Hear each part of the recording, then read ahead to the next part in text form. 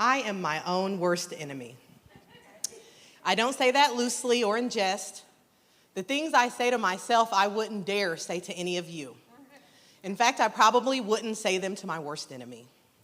My internal dialogue ranges from criticizing my appearance, you look disgusting in that sweater, to my intellect, you're dumb as hell.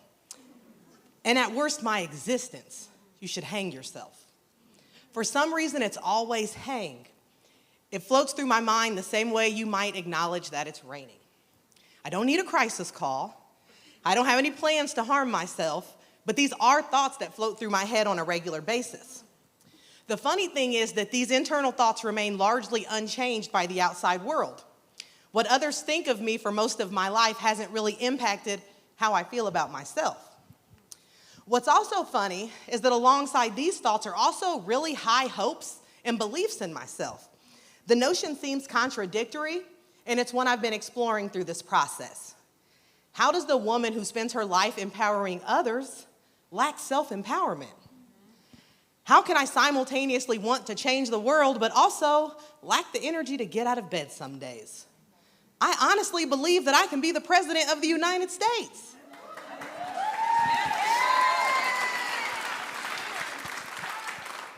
But also, not today. I don't really know where the imposter syndrome started. I thought maybe it started as an adult, but throughout this process, I realized it started before that. You see, I was a gifted child, and I'm not just saying that. I was in a program for motivated, academically talented students, the MATS program. Thank you. So I spent my formative years with the same group of students from third grade all the way through high school, and they were the doctor's kids, the on-the-lake kids, the kids who lived in neighborhoods I had never visited. My entire childhood, I never had another black female in my class. There was always one black male, but never more than one. So I think maybe this is where I learned that while I was exceptional, I was also not.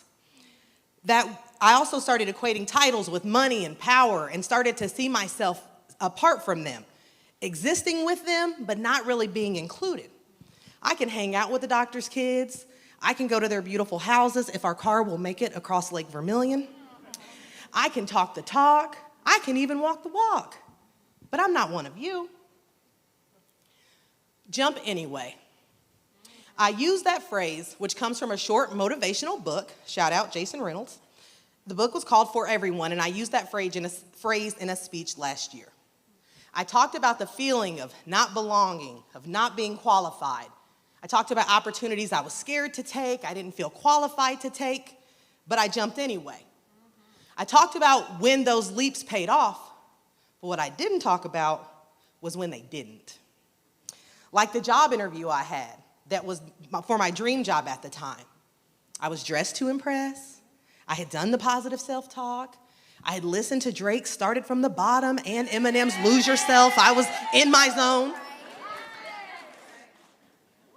But I went in before a panel interview of people and I felt like a little kid at the big kids table. I stammered. I apologized. I bombed. I didn't get that job. And it wasn't because of my lack of knowledge or experience. It was me.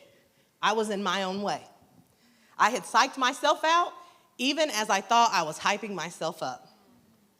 Jumping anyway in spite of these internal struggles is courageous, but at some point, we have to address the anyway. Because jumping anyway is like jumping with a backpack full of bricks. You can still do it, but you're not gonna get as high. And with my backpack full of bricks, I've gone from being a battered baby mama in Danville to a cum laude graduate of DePaul University. Thank you.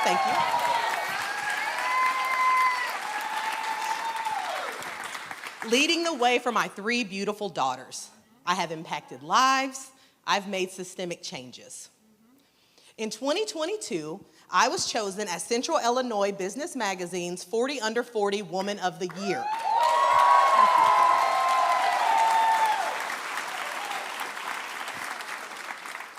But when I received the call that I had won, the first thoughts I had were, who do I know on that panel?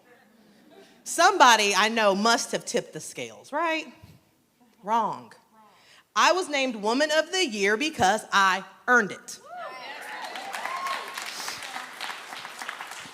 From running for office to increase voter education and turnout in Vermilion County, to helping build the community gun violence reduction blueprint for the city of Champaign, to now representing my city as a federal employee, providing support to some of the most marginalized communities, and I've taken a whole lot of hell in the process. But I earned that award.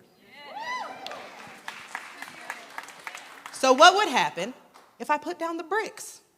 It isn't an easy process. It's painful. I started going to therapy.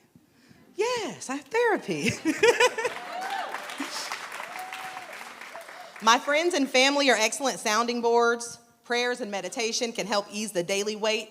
But to truly unpack a lifetime's worth of insecurities, I had to turn to the experts. It's still an everyday struggle navigating my inner voice through my current reality, but it isn't an act, and I'm damn sure not an imposter. And I can finally say I'm starting to believe the hype about